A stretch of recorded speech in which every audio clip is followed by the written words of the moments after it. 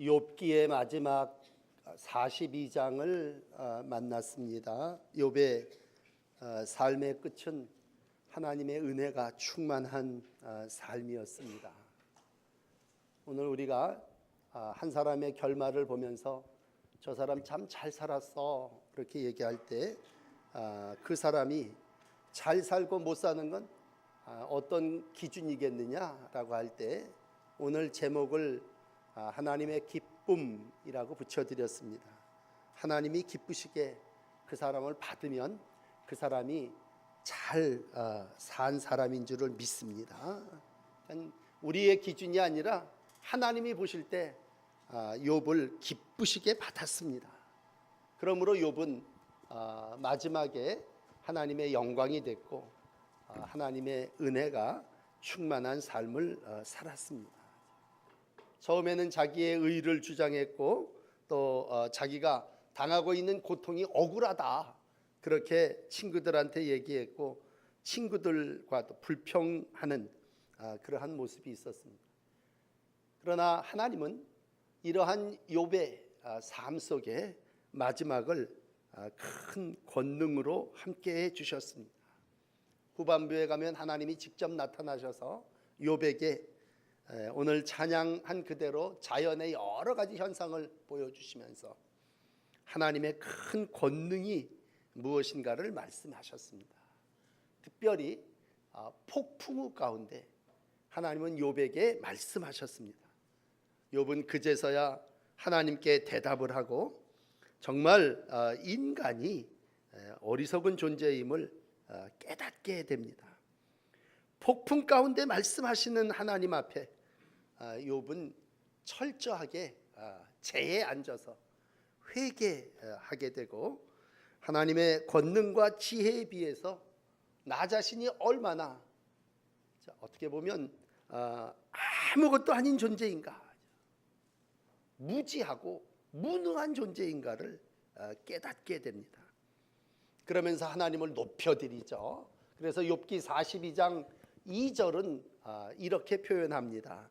주께서는 무소불능하시오며 무슨 경영이든지 못 이루실 것이 없는 줄 아오니 라고 하는 말씀으로 하나님의 무소불능과 모든 일을 이루시는, 그냥 편한 말로 하나님은 불가능이 없으신 분이십니다 이렇게 시인하면서 거기에 비해서 나는 상대적으로 하나님 앞에 죄인임을 시인하고 회개합니다. 42장을 거쳐오는 동안에 욥은 어떤 부분에서는 하나님 앞에 따지고 하나님 나타나셔서 나하고 좀 변론을 해보십시다 그런 모습이었지만 오늘은 철저하게 하나님 앞에 순종합니다. 그리고 모든 초점을 하나님께 맞춰서 하나님의 주권을 인정합니다. 그러면서 이런 고백을 합니다. 오늘 이제 욥에 대한 세 가지 말씀을 들으면서 이렇게 살면 하나님이 기뻐하시는 삶을 사는 거구나, 이런 삶을 하나님이 기쁘시게 받는구나 라고 하는 믿음을 가지시고 여러분도 말년에 욥과 같은 하나님이 기뻐 받으시는 삶을 사시기를 바랍니다. 첫 번째는 하나님의 살아계심을 눈으로 봤습니다. 전에는 내가 주께 대하여 귀로만 들었는데 이제는 눈으로 주를 배움나이다 고백합니다. 그러니까 고난을 통해서 귀로만 들었던 신앙이 눈으로 보는 체험 신앙으로 바뀌어졌다고 하는 것입니다. 욥은 고난을 겪으면서 하나님을 만나는 기쁨을 누렸습니다. 전에 신앙이 없었던 게 아니에요. 전에도 의인이다, 열심히 자녀들을 위해서 하나님 앞에 예배를 드렸습니다. 그러나 친구들은 그에게 와서 고난당하고 고통당하는 욥을 놓고 하나님이 너를 외면했어, 외면했다는 얘기는 하나님 등 돌렸다는 얘기죠.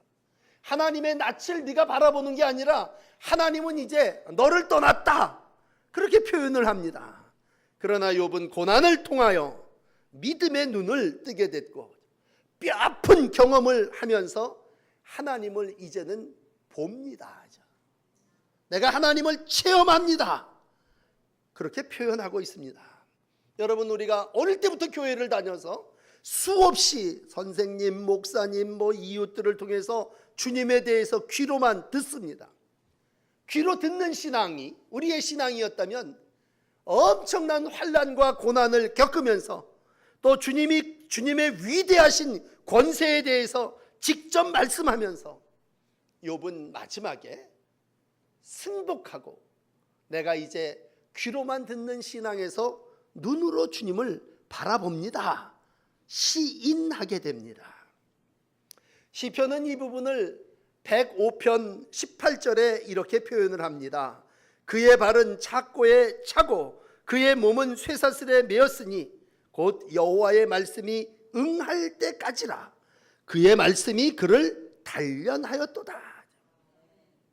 욥은 스스로 나를 단련한 후에 내가 정금되어 나오리라 그렇게 고백했던 것처럼 욥은 고난을 통과하면서 시련과 많은 친구들의 정말 정죄하는 그러한 음성을 들으면서 그는 그의 삶 속에 그를 괴롭혔던 신앙적인 모든 문제를 해결하게 됩니다. 초창기 욥은 나는 경건한 사람이라고 여겼습니다. 왜 나한테 이런 시련과 어려움이 옵니까? 투덜댔고 불평했습니다. 그러나 오늘 이제 하나님 앞에 자신을 낮추게 됩니다. 친구들은 그를 찾아와서 네가 죄가 있기 때문에 그렇다고 책망하고 저주했습니다. 그들을 향하여 맞장구 치면서 나는 결코 그렇지 않다고 자기의 의를, 옳음을 시인하게 됩니다. 그렇다면 여러분, 욥과 같이 정말 의인이고 경건한 삶을 산 사람이 이와 같은 시련과 고난의 긴 통로를 지나면서 어떻게 변화될 수 있었느냐, 어떻게 그가 하나님을 보는 체험을 할 수 있느냐. 오늘 그는 그동안 하나님을 향하여 자기의 의를 부단히 주장했습니다. 그리고 자기의 일어난 일에 대하여 항의하고 불평했습니다. 그런데 오늘 이제 6절의 말씀에 보면 내가 스스로 거두어드리고 티끌과 재 가운데 앉아서 회개하나이다 고백하게 됩니다. 여러분, 우리가 신앙생활을 하면 늘 교회에서 하는 말이 회개입니다. 회개해야 돼, 그렇게 얘기합니다. 그런데 남이 나보고 회개하라 그러는 얘기 소용없어요. 내가 내 스스로 회개해야 되는 것이죠. 암만 남이 얘기하면 뭐합니까? 내가 안 하는데. 근데 오늘 이 6절의 욥은 42장 6절의 욥은 스스로 거두어 드립니다. 거두어 드린다는 말은 뭐예요? 자기 포기한다는 거죠. 그동안 자기가 주장했던 거 이제 나 더 이상 거두어 드릴게, 이렇게 얘기한다는 건 철회한다는 말입니다. 내가 그동안 나의 의를 이만큼 주장했는데 이거 내가 철회하고 이건 내려놓고 내가 이제 바닥에 앉는다 그랬을 때 가장 인간의 바닥은 티끌과 재입니다. 사람이 티끌이고 사람이 잿더미에 앉았다 그랬을 때는 더 이상 철회할 게 없고 내려놓을 게 없다는 얘기죠. 철저하게 포기했다는 얘기가 욥에 있어서는 스스로 하나님 앞에 취한 행동이고 이것을 우리는 회개라고 말할 수 있습니다. 여러분, 남이 나를 끌어내리는 게 아니라 내 스스로 거두어들이고 티끌과 재에 앉았다라고 하는 말은 더 이상 입으로 나의 의를, 나의 공적과 나의 행함을 주장하지 않고 하나님 앞에 모든 걸 철회하고 낮추었을 때 티끌과 잿더미 위에 앉은 욥을 하나님은 기쁘게 받으신 줄 믿습니다. 그러므로 무슨 죄를 지었느냐가 문제가 아니라 오늘 하나님이 기뻐하시는 건 그 죄인이 그 죄로부터 자유함을 얻기 위하여 회개했느냐라는 얘기입니다. 그러므로 이전에 욥은 철저하게 회개한 사람이 아니었죠. 회개를 우리가 1장에서도 욥을 만나고 2장에서도 만납니다만 2장 8절에 보면 욥이 재 가운데 앉았습니다. 그리고 키와 조각을 가져다가 몸을 긁습니다. 회개했다는 말은 안 나와요. 오늘 나의 자리가 모든 걸 상실합니다. 그 많던 재산 열 자녀들 건강 다 잃어버립니다. 그리고 오늘 스스로 죄 가운데 앉습니다. 그러나 진정 그 마음이 하나님 앞에 온전한 회개를 행하지는 않습니다. 그런데 오늘 42장의 6절의 모습은 어떻습니까? 이제는 스스로 죄에 앉아 아마 뺐지만 머리털도 밀었을 거예요. 아무것도 바라는 것 없이 하나님만을 경외하며 하나님 앞에 내 인생은 티끌과 재와 같은 존재임을 고백하고 있습니다.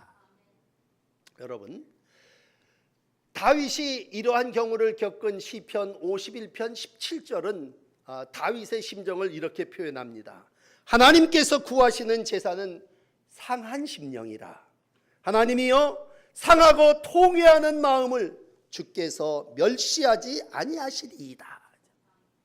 오늘도 하나님이 받으시는 제사는 회개의 제사요, 통회하는 마음을 주님께서 우리 가운데 주시면 하나님의 은혜로 우리가 살게 된 줄을 믿습니다. 한 주간 우리가 폭풍이라고 하는 말이 어느 때보다도 실감난 그러한 경험을 한 주간을 살아왔습니다. 비껴갔습니다만 태풍이 우리나라를 또 통과하게 됩니다. 그러면서도 우리가 하나님의 백성으로서의 삶을 살아나가며 하늘을 바라보면서 구름을 바라볼 때마다, 여러분들은 어떠실지 모르지만 저희 부부가 이번 주간엔 구름에 대한 얘기를 참 많이 했습니다. 구름이 어느 해보다도 아름답고 또 어느 해보다도 변화가 많고, 어떻게 보면 구름을 보면서 은혜를 받으신 분들이 많을 거예요. 여전히 기상대가 틀렸느니 어쩌니 저쩌니 탓하는 그 단계에 머물러 계신 분들도 계시겠지만, 정말 대자연을 운행하시고 또 질서 있게 모든 일들을 이루시는 하나님이 욥에게 폭풍 가운데 나타나셔서 가라사대 말씀하셨던 그 모든 조목조목의 말씀들을 읽어나가면서, 또 한편은 눈으로 무한하게 펼쳐지는 하늘의 구름들을 움직임을 바라보면서, 그 구름이 어디 있습니까? 다 사라져 버렸습니다. 우리가 구름을 보면서 구름은 자취를 감추고 없어져 버립니다. 어떤 경우 기도회를 하면서 우리가 풍랑과 바람을 다스리시는 하나님, 우리의 모든 어려운 구름들을 다 걷어가 주십시오, 그렇게도 기도를 드렸지 않습니까? 우리가 하나님의 은혜를 생각할 때 하나님은 이슬과 같은 은혜를 베풀어 주시지만, 오늘 또 구름을 통해서 우리 가운데 보여주실 때, 정말 삶이라고 하는 것이 구름과 같이 다 떴다가 없어지는 존재일진데, 우리가 헛된 욕망, 헛된 욕심을 부리며 살아왔던 것이 얼마나 어리석은 것인가를 우리는 자연을 통해서 깨닫게 됐습니다. 마침 조선일보의 어제 신문에 김영석 교수가 또 칼럼을 쓰면서 백세 일기에 그런 표현을 했더라고요. 구름을 보는 시간이 늘어나 좋다, 그런 제목을 쓰면, 어릴 때 시골에서 다 살았으니까 바라볼 수 있는 건 구름뿐이 없었지 않습니까? 산에 올라가면 더 많은 구름을 볼 수 있었고, 구름을 보면서 자랐고, 구름을 친구 삼아서 성장했다면, 이제는 구름을 바라보는 시간이 늘어났다고 하는 건 내 삶 속에 얼마나 자연과 우주와 만물을 주관하시는 하나님이 은혜로 우리 가운데 함께 하시는가를 깨닫게 해주시는 것이죠. 다시 본문으로 돌아와서 욥은 하나님이 오늘도 왜 여기에 계시지 않습니까? 하나님이 계시면 나타나서 내가 당하고 있는 이 어려움을 나하고 한번 얘기해 보십시다, 그런 게 욥의 주장이었고, 세 친구들은 욥을 찾아와서 네가 무슨 죄를 지었길래 너 그렇게 어려움을 당하느냐, 너는 어서 회개해야 되고 그 죄 때문에 그 값을 받는다고 책망했습니다. 그러나 오늘 욥은 이러한 인생의 모든 과정을 다 겪고 거치면서 다시 한번 하나님의 전능하심, 하나님의 위대하심을 40장, 41장을 통해서 듣고 체험하게 됩니다. 마치 예수님이 마태복음 가운데 이런 말씀을 하신 적이 있습니다. 6장 30절에 보면, 오늘 있다가 내일 아궁이에 던져질 들풀도 하나님이 이렇게 입히시거든 하물며 너희일까 보냐 믿음이 작은 자들아, 그렇게 말씀하십니다. 오늘 욥은 재와 티끌 가운데 앉아서 내일 아궁이에 던져지는 들풀도 하나님이 입히시고 키우시는 걸 보게 됩니다. 오늘 우리의 인생이 어떻게 보면 들에 핀 꽃들을 바라보면서 저 꽃이 지금 자기가 이쁘고 자랑스러움을 얘기하지만 내일은 아궁이에 던져지게 될 거랍니다. 다시 우리가 이 땅을 살아나가면서 그동안의 우리의 신앙은 뭐였냐면, 잘하면 하나님이 복 주시는 거고 잘못하면 하나님이 벌 주시는 거라고 하는 새 친구들의 논리, 새 친구들의 배움, 그것이 우리들의 모습이었다면, 오늘 욥은 그 새 친구를 넘어서서 큰 환난과 풍랑과 또 시련을 겪으면서 이제는 내가 귀로만 듣는 신앙이 아니라 눈으로 주를 배움는 신앙입니다. 보는 신앙으로 성장하게 된 겁니다. 하나님의 기적, 하나님의 창조, 하나님의 만물을 주관하시는, 심지어는 41장의 물속에 있는 리워 야단과 같은, 악어와 같은, 용과 같은 것까지도 하나님이 다 다스리시고 인도하시는 분이시라는 것을 보게 됩니다. 그리고는 오늘 그는 자리를 옮겨 재에 앉습니다. 그리고 하나님 앞에 회개합니다.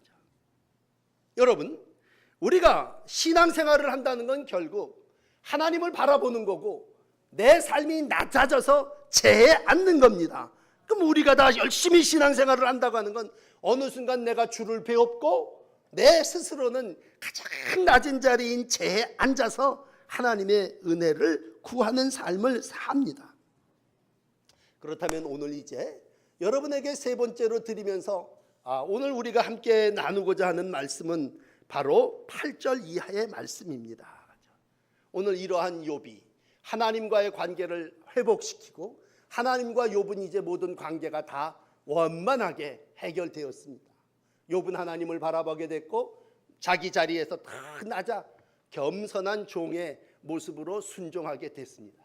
근데 이제 문제는 뭐냐? 함께 삶을 살아나가는 이웃들. 가장 구체적인 건 그동안 나를 향하여 손찌검하면서 정죄를 표현했고 너의 탓과 잘못을 지적했던 세 친구들과의 관계입니다. 오늘 하나님은 자리를 옮기셔서 이 세 친구를 찾아갑니다. 욥과의 대화를 마치신 하나님이 대만 사람 엘리바스에게 말씀하십니다. 그리고 하나님이 기뻐하시는 사람의 삶이 무엇인가를 말씀하시고 있습니다.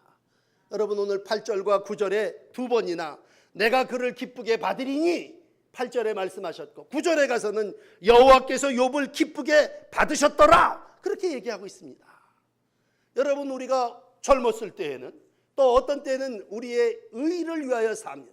이게 정의다, 이게 공의다, 그러면 그것을 위해서 목숨을 걸고 살아야 옳은 삶이라고 생각했습니다. 그런데 오늘 하나님은 대만 사람 엘리바스를 찾아가며 모든 친구들에게 얘기하기를 원하는 건 뭐예요? 너희가 이렇게 숫소를 잡고 순양을 잡아서 나에게 욥과 함께 번제를 드리라는 명을 내리게 됩니다. 하나님이 원하시는 건 뭡니까?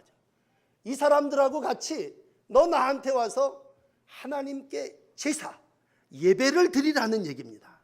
욥을 정죄했던 친구들, 그들을 다 함께 아우르면서 너는 그들과 함께 하나님을 예배할 때에 내 종 욥이 너희를 위하여 기도할 것인즉 내가 그를 기쁘게 받을 것이다 말씀하고 있습니다.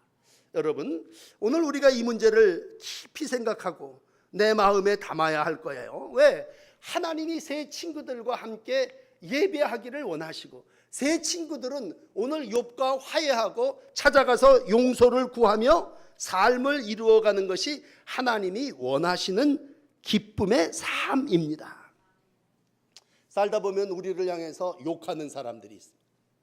어떤 사람은 아주 대놓고 욕을 하고 어떤 사람은 뒤에서 험담을 합니다.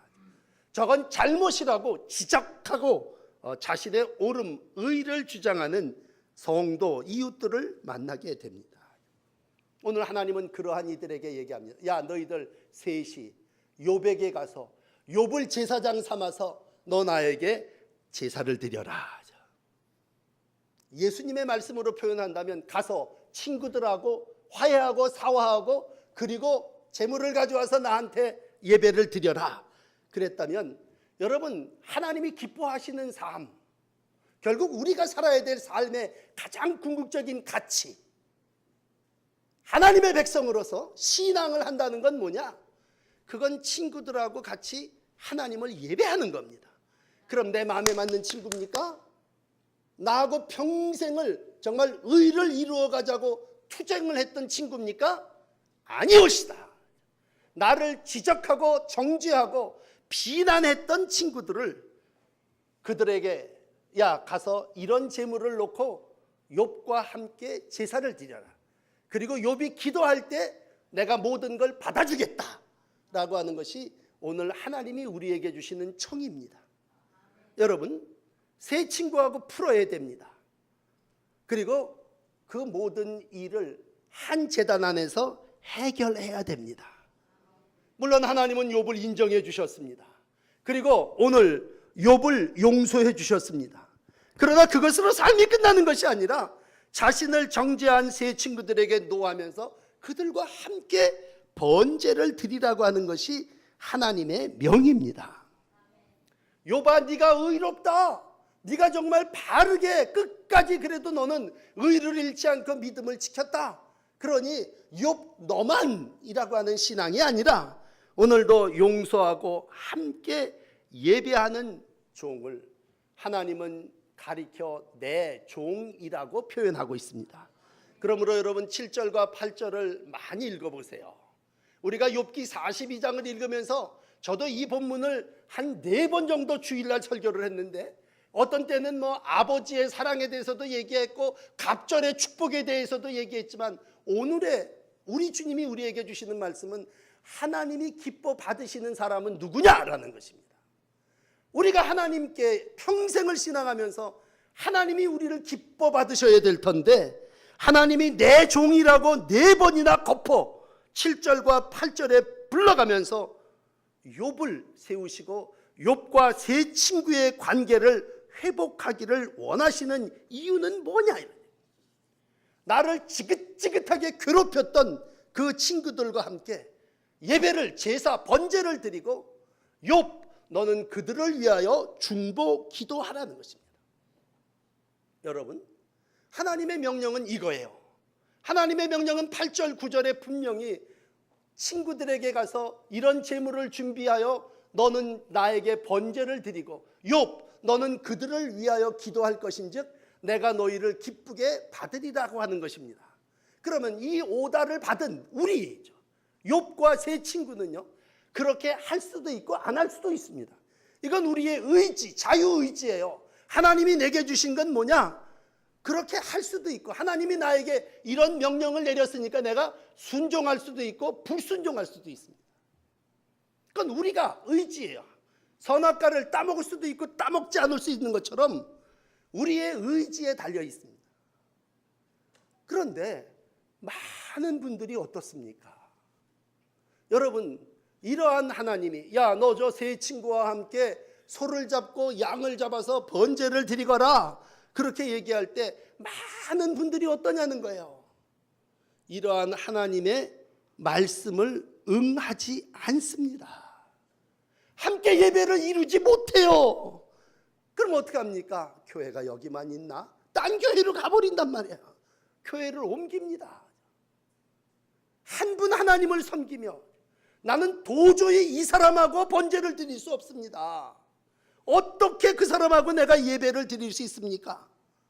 그러나 여러분, 또 오늘 본문 8절을 읽어드립니다. 세 친구와 함께 숫소 7, 수양 7을 가지고 내 종 욥에게 가서 너희를 위하여 번제를 드리라. 내 종 욥이 너희를 위하여 기도할 것인즉 내가 그를 기쁘게 받으리니. 참 감사한 건요, 9절의 말씀에 가면 세 친구 이름이 다시 열거됩니다. 이에 대만 사람 엘리바스와 수아 사람 빌닷과 나하마 사람 소발이 가서 여호와께서 자기들에게 명령하신 대로 행하니라. 이 세 친구가요, 여호와께서 자기에게 명한 대로 행했습니다. 그리고 여호와께서는 욥을 기쁘게 받으셨습니다. 그 제사를 하나님이 기쁘게 받으셨다는 얘기입니다. 어떻게 보면 원수와 함께 드리는 예배를 하나님이 받으셨다는 얘기예요. 앞에 말씀드린 죄에 앉는다는 건 우리가 누구나 하나님 앞에 할 수 있는 낮아짐이에요. 다 내려놓음입니다. 이제 난 다 포기하고 예수만 믿기로 했습니다. 그건 다 할 수 있어요. 하나님 앞에 누구든지 회개할 수 있어요. 그러나 여러분, 이웃과 화해하는 일은 쉬운 일 아닙니다. 나를 비난하고 정죄하는 일을 용서하며 그와 한 예배당에 앉아서 예배를 드리는 일, 쉬운 일은 아닙니다. 그러나 오늘 세 친구와 욥은 그 일을 명한 대로 행했고 하나님은 그것을 기쁘게 받으셨습니다. 힘든 일이에요. 오늘도 이 일 때문에, 하나님 때문에 시험 들어 교회 나오는 게 아니라 함께 친구들 사이에 일을 이루지 못해서 신앙을 중단하는 분들이 너무 많음을 우리가 압니다. 처음에는 어리석게도 왜 그러냐고 가서 조목조목 따지고 해결하려고 그랬어요. 그러나 오늘 욥의 결말을 우리가 보면서 마지막에 하나님께서 이 욥을 통해서 우리에게 하나님이 기뻐하시는 삶은 뭐냐? 여러분, 처음으로 다시 아주 올라간다면 아브라함의 믿음을 얘기할 때, 아브라함에게는 하나님이 이런 요구를 하셨어요. 네 아들 이삭을 바쳐라.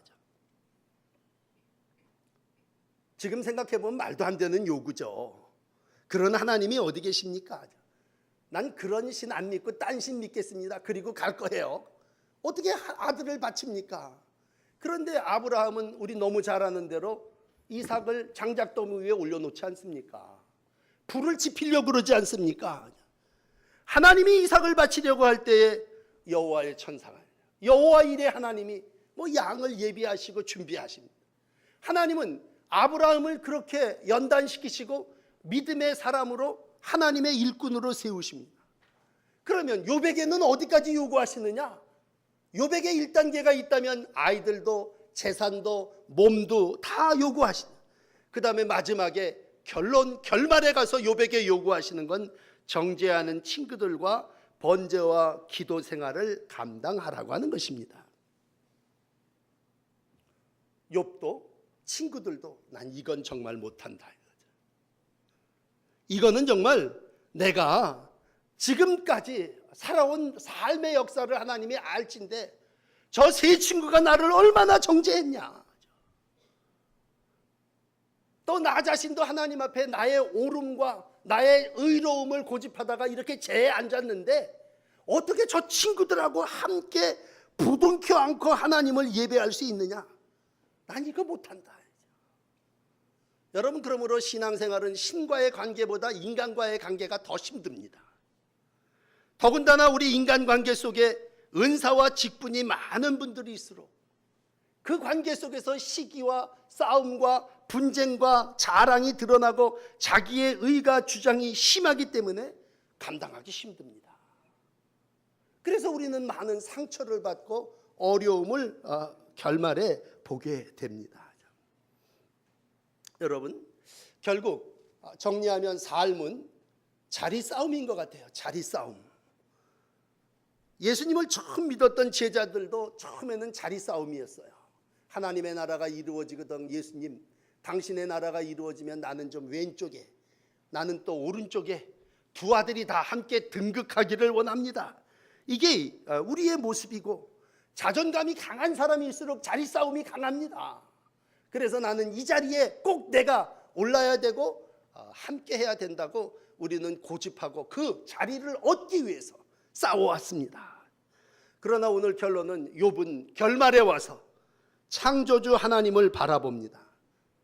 하나님을 바라볼 때 모든 원망이 다 녹아내려지고 버려지게 됩니다.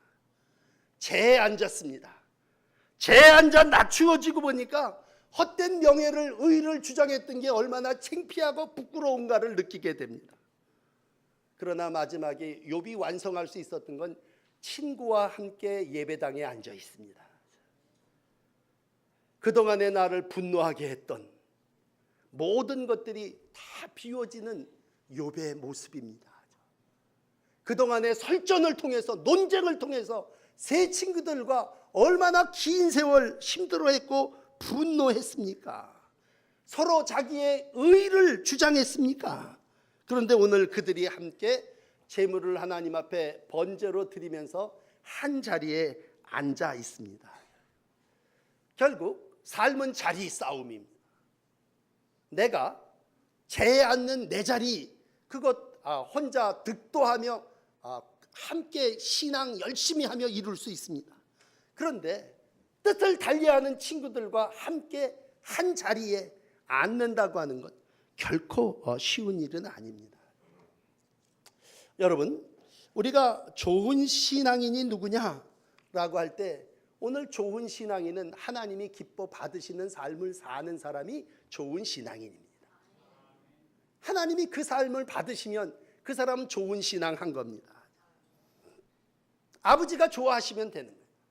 아버지가 탕자를 받아들였습니다. 잔치상을 차렸습니다. 큰아들은 그 잔치에 아마 오지 않았습니다. 분노하게 되고 노하면서 형제가 한 식탁에 앉지를 않습니다. 적어도 효자는 누굽니까? 효자는 엄마 말 잘 듣고 아버지 말 잘 듣는 게 효자입니까? 어머니를 기쁘시게 하는 자식이 효자입니다. 그럼 엄마는 뭘 좋아하십니까? 형제가 한 식탁에 앉는 걸 제일 좋아하십니다. 형제가 서로 논쟁을 하고 재산 때문에, 의 때문에 싸마가도 엄마가 밥 먹어라 그러면 두 형제가 함께 밥상에 앉아 있으면 그건 어머니가 기뻐하시는 일입니다. 성도는 하나님의 아버지입니다. 아버지가 뭘 좋아하시느냐? 성도가 한 식탁에 앉아서 하나님의 말씀을 듣는 걸 좋아하십니다. 나와 뜻을 달리하고 생각을 달리하는 형제라도 자매라도 함께 한자리에 앉아 아버지의 신령한 양식인 말씀을 들으며 우리가 삶을 이뤄갈 때 그 삶의 자리가 복된 자리인 줄을 믿습니다. 그래서 오늘 결론은 10절입니다. 10절에 보면요, 욥이 친구를 위하여 기도할 때 여호와께서 욥의 곤경을 돌이키십니다. 그리고 여호와께서 욥에게 이전 모든 소유보다 갑절이나 주십니다. 뭘 했길래 갑절이나 주십니까?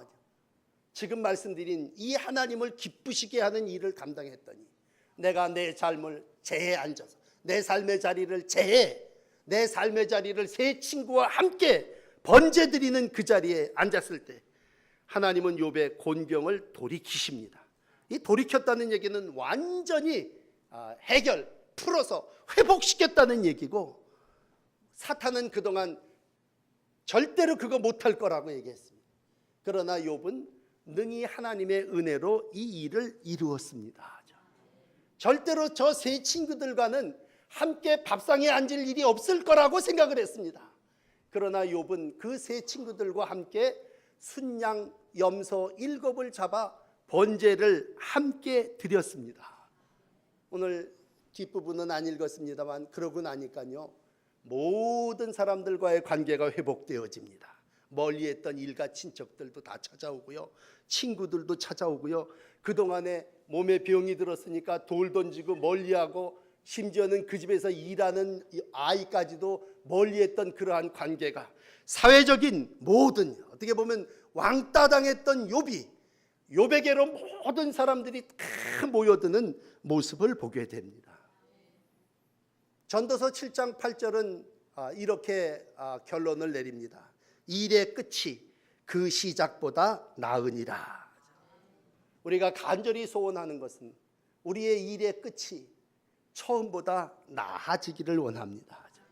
야고보서 5장 11절은 이렇게 욥을 정리합니다. 너희가 욥의 인내를 들었고 주께서 주신 결말을 보았다. 그렇습니다. 하나님은 욥의 마지막을 이렇게 치유해 주셨고 욥의 눈물을 씻어 주셨습니다. 그러므로 욥은 감히 예수님 이전에 예수님의 삶을 산 분입니다. 이해할 수도 없는 고난을 당했지만 예수님은 십자가에 못 박혀 자신을 내어 죽기까지 사랑하셨고 희생하셨습니다. 욥은 예수님 이전에 예수님의 예표로 그 삶을 살았습니다. 히브리서 5장 7절은 예수님에 대하여 이렇게 기록합니다. 육체에 계실 때 자기를 죽음에서 능히 구원하실 이에게 심한 통곡과 눈물로 간구와 소원을 올렸고 그의 경건하심으로 말미암아 들으심을 얻었느니라. 그가 아들이면서 받으신 고난을 순종함으로 배워 온전케 되셨고 순종하는 모든 이들의 구원의 근원이 되셨고 대제사장의 직을 수행했다. 그렇게 예수님에 대해서 표현하고 있습니다. 욥은 오늘 야 네가 제사장이 돼서 새 친구들을 불러다가 예배를 드리고 기도하면 내가 너를 회복시켜 줄 거라고 하는 것이 오늘 욥의 명이었고 욥은 이러한 고난 가운데 순종함을 배워 자신을 내어 감싸는 포용으로 하나님이 원하시는 삶을 살았습니다. 여러분, 새 친구와 함께 예배하는 일, 하나님이 가장 원하고 하나님이 우리 가운데 요구하시는 명령입니다.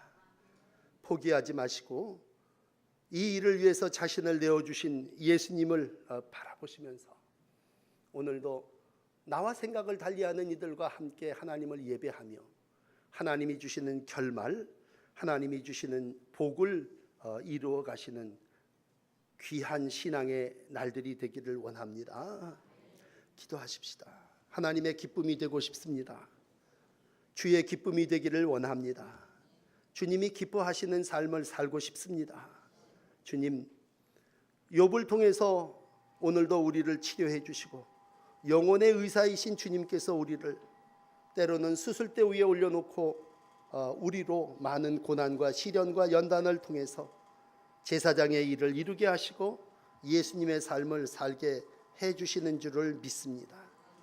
오늘도 우리가 시련을 겪으며 더 주님을 바라보고 제에 앉아서 더 주님을 순종하게 하시고 친구들과 함께 예배하며 하나님이 우리 가운데 원하시는 완전을 이루어 가게 하여 주시옵소서. 우리의 예배가 나와 생각을 다른 이들과 함께 드리는 예배가 되기를 원합니다. 예배가 포기되는 일 절대로 없게 하여 주시고 하나님, 우리가 함께 예배하며 하나 되게 하시는 하나님의 온전하심을 이루어 나가는 복된 번제가 되게 하여 주시옵소서. 이후의 날이 하나님이 기쁘시게 받으시는 삶이 되기를 원합니다. 주님, 이 예배 가운데 영광 받으시고 은혜로 함께하여 주시옵소서. 예수님 이름으로 기도합니다. 아멘.